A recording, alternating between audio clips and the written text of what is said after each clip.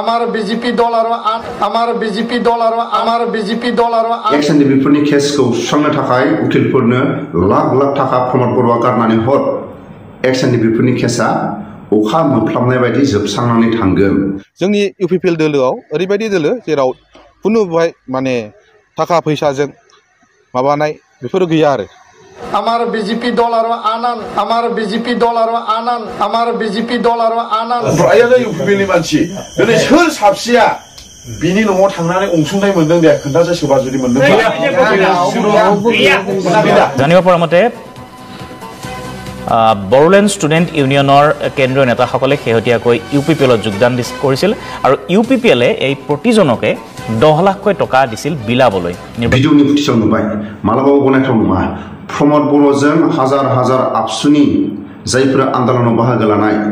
गेदेरमा दैदेनगिरिफ्रा बिपिएफ हान्जायावबो दङ आरो दानि गोहो खुंथायावबो दङ। बिथांमोना जाथिनि साननाय जाथिखौ बोरै जौगाहोगोन हारिखौ बोरै जौगाहोगोन बिनि थाखाय जोबोद सानहर खस्थ' खालायनानै बिथांमोना गावनि न'खरनि जानाय लोंनाय गावनि गथ' गथायनि थाखाय जोबोद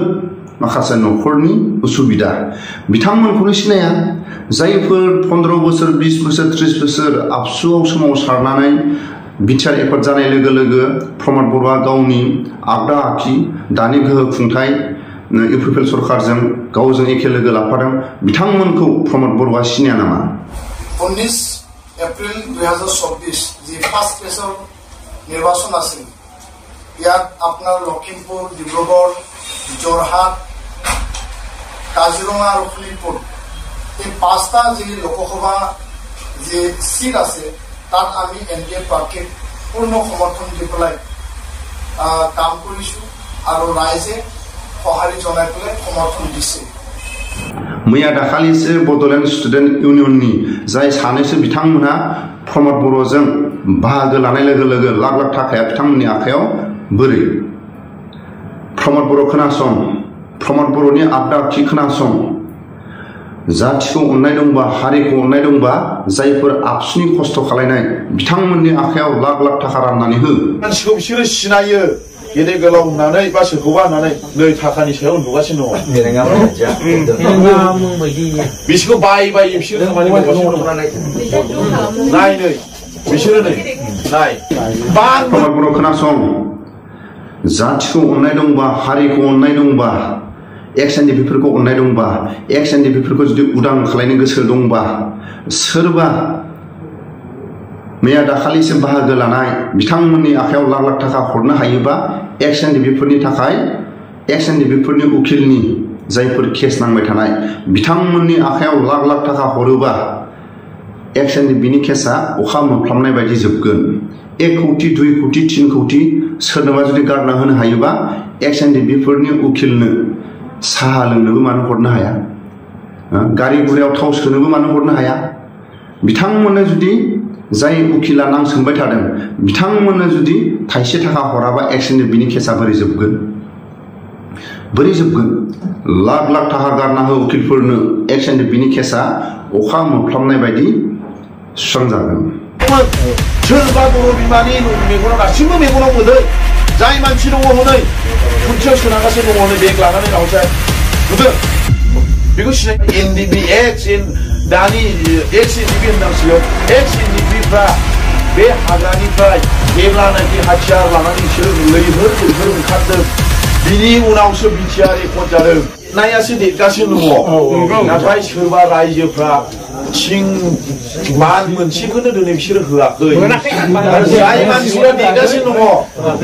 जाय मानसिखौ बिसोरो सिनायो गेदेर गोलाव होननानै बा सोरखौबा होननानै नै थाखानि सायाव नुगासिनो दङ। भिडिअनि फुटेजाव नुखाबाय जोबोद बर' हारिनि थाखाय लाजिथावना आरो गनायथाव नङा। जोंनि बर' समाजनि गेजेराव दिनै बुंनायनि जुदि बयहाबो मोन्थाय दंबा जोंनि बर' हारिनि गेजेराव बुंनायनि बयहाबो जुदि मोन्थाय दंबा आं दिनै बुंगोन आंनि बुंनायाव जुदि गोरोन्थि जायोबा निमाहा बियो। जोंथ' हाजार हाजार आबसुनिफ्राय राजखान्थि हान्जायाव बाहागो लानाय नुदों नाथाय सोरबा आबसुनि गेदेमा दैदेनगिरिफ्रा हारिखौ जौगाहोनो जाथिखौ जौगाहोनो थाखाय राजखान्थि हान्जायाव बाहागो लानानै थाखानि फोथाराव जों गेलेनाय नुवाखै थाखानि फोथाराव ओंखारनाय नुवाखै नाथाय साननैसो सिगां जाय सानैसो बड'लेण्ड स्टुडेन्ट इउनियननि बिथांमोना प्रमद बर'जों बाहागो लानाय लोगो लोगो लाख लाख थाखा बिथांमोननो प्रमद बर'आ बोरै थाखा फैसा गथायखो नाथाय प्रमद बर'आ जुदि जाथिखौ अननाय दंबा 3 कौटि 1 कौटि 2 कौटि लाख लाख थाखाखौ गामि वाइज हरमोन रायजो राजाफोरनि आखायाव गथायना होमोन सोरबा बड'लेण्ड स्टुडेन्ट इउनियननि सोरबा साफा सानै अबेबा हान्जानि दैदेनगिरिनि आखायाव लाख लाख थाखा गथायना होनाया बियो मालाबाबो जाथिनि गनायथाव नङा दिनैनि समाव प्रमद बर'आ मा खालामनो सानदों जायफोर आबसुनि गेदेरमा दैदेनगिरिफ्रा आन्दलननिफ्राय बाहागो लानानै जाथिनि खामानि मावनो होननानै इउपिपिएल हान्जायाव दं बिथांमोनखौ दिनै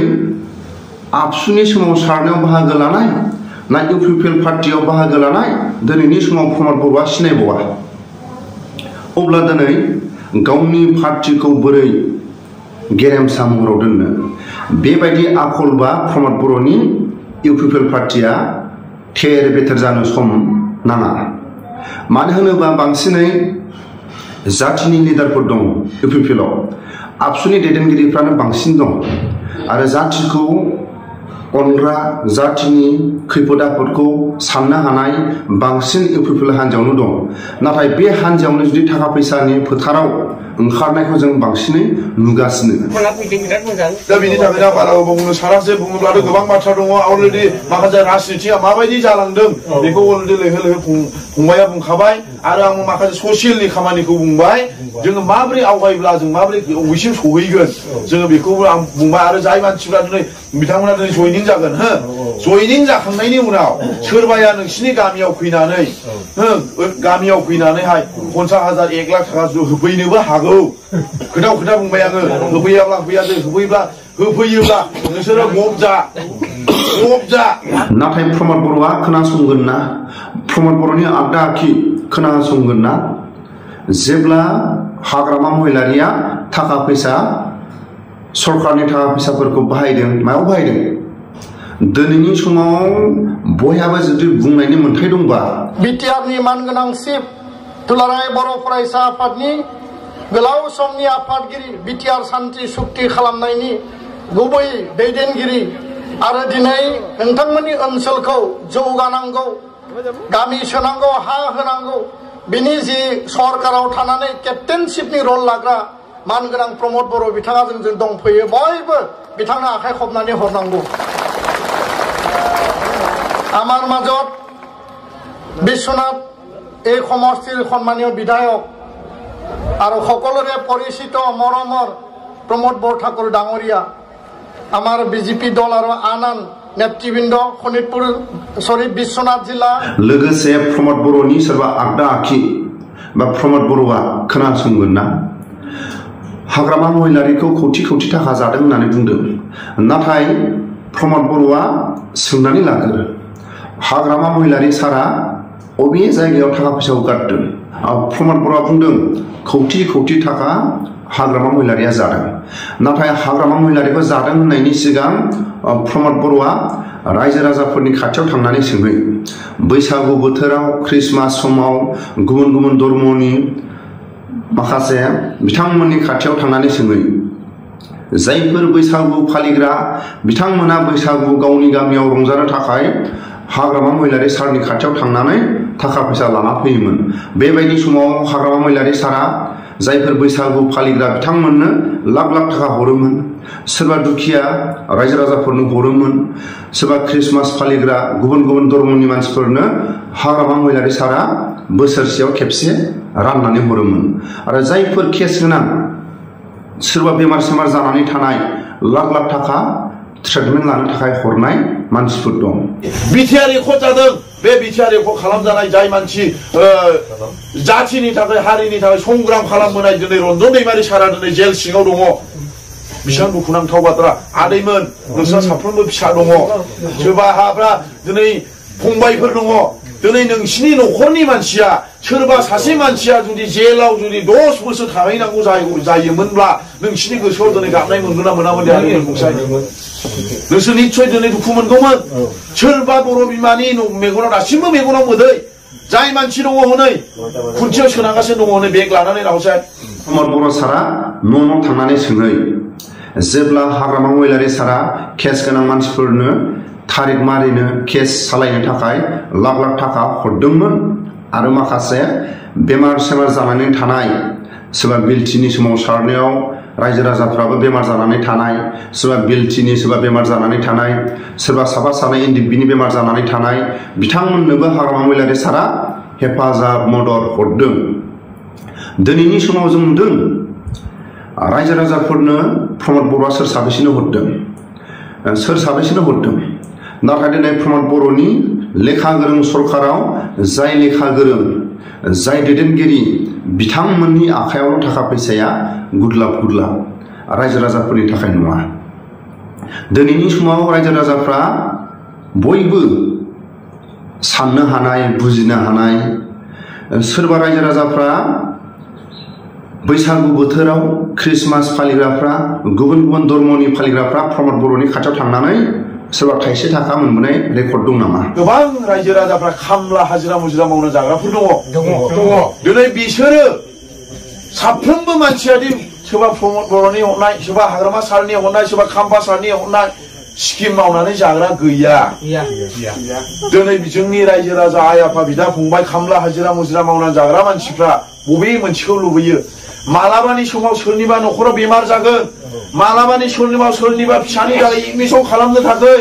सोर मालाबानि समाव हस्पिटालाव थांनो थाखाय मालाबानि समाव लिडारनि सिथ्ला गाहैनांगौ गोनां जायो बे समाव जाय लिडारा जाय दैदेनगिरिया सोरबा रायजो राजानो 500,000 थाखा जुदि अनसुंथाइ होयोब्लानो बेनो सापर्ट खालामनाया सबसे देरसिन हेफाजाबा बेनो किन्तु जोंनि लिडारफ्रा बे खामानिखौ मावनो रोङा सोरबा केस गोनां मानसिफोरा गावनि थारिखआव थांनानै केस सालायनो थाखाय प्रमद बर'आ थाइसे थाखा हरनाय रेकर्ड दं नामा आं बुंगोन दिनैनि समाव 2 कौटि 1 कौटि 3 कौटि एक्स एनडिपिफोरनि थाखाय जोबथेसालियाव दं बिथांमोननि थाखाय दिल्लीयाव सोरबा उकिलनो बे थाखाखौ हरोमोन सोरबा एक्स एनडिपिनि केस गोनां बिथांमोननि केसखौ नांनो थाखाय सोरबा उकिलनो 1 कौटि हरोमोन 2 कौटि हरोमोन 3 कौटि हरोमोन 4 कौटि हरोमोन 5 कौटि हरोमोन एनडिपिनि केसा अखा मोफ्लामनाय बायदि जोबगोन एक्स एनडिपिनि केसनि थाखाय जोबथेसालियाव थानाय एक्स एनडिपिनि माखासे जेंनानि केस गेलेनो थाखाय 1 कौटि 2 कौटि 3 कौटि बेबायदि जुदि उकिलफोरनो गारनानै हरोबा अखा मोफ्लामनाय बायदि एक्स एनडिपिनि केसा जोबनानै थांगोन नाथाय उकिलफ्रा फैसाखौनो मोनाबा एक्स एनडिपिफोरनि केसखौ कर्टआव नांनो थाखाय उकिलफ्रा जुदि गारि भाराखौबो मोनाबा साहा खरसखौबो मोनाबा एक्स एनडिपिनि केसखौ बोरै नांनानै होगोन दिनैनि समाव सोरबा बुंनो हागोन नामा सोरबा आबसुनि नेताफ्राबो राजखान्थि हान्जायाव हाबनानै दं बिपिएफ हान्जायावबो हाबनानै दं इउपिपिएल हान्जायाव हाबनानै दं नाथाय थाखा फैसानि फोथाराव ओंखारनाय नुवाखै जातिनि थाखाय साननाय जातिनि थाखाय जातिखौ बोरै जौगाहोनो बेबायदिनि थाखाय नांसोमनायखौसो नुदों नाथाय साननैसोनि गेजेरावनो जुदि अबेबा फरायसा आफादनिफ्राय फैनाय लोगो लोगो थाखा फैसानि फोथाराव ओंखारोबा जातिनि थाखाय मावनाया गोब्राब जों दिनै नुदों जों दिनै खोनादों रायजो राजाफोरनि खुगानिफ्राय सोरबाया बोरै जातिनि खामानि मावनो होननानै ओंखारनाया हेलिकप्टार गाखोनो मोनो बोरै गावनि थाखाय सेफ्टिनि थाखाय गार्ड मोनो बोरै दामि दामि गारि मोनो दिनै बेफोरनि सायाव इनकुवारि जानांगौना जानाङा जोंनि बर' समाजनि गेजेराव प्रमद बर'आ बिटिआर एकर्ड जायैनि सिगां मा इनकाम दंमोन लाख लाख थाखानि बिटिआर एकर्ड जानायनि उनाव सोरनोबा गारि गुरा प्रेजेन्ट हरनाया बबेनि थाखामोन बबेनि थाखा फैसा मोननानै प्रमद बर'आ गारि गुरा बायनानै हरनो हाखो बेफोरनि इनकुवारि जानांगौना जानाङा जातिखौ अननाय दंबा जातिनि थाखाय जुदि प्रमद बर'आ जौगाहोनो थाखाय एक्स एनडिपिफोरनि थाखाय जायफोर जोबथेसालियाव दं बिथांमोननि थाखाय जुदि अननाय दंबा लाख लाख थाखा उकिलफोरनि आखायाव गारनानै हर एक्स एन डि बिफोरनि केसखौ सुस्रांनो थाखाय उकिलफोरनो लाख लाख थाखा प्रमद बर'आ गारनानै हर एक्स एन डि बिफोरनि केसा अखा मोफ्लामनाय बायदि जोबस्रांनानै थांगोन बेखौसो आं खावलायो।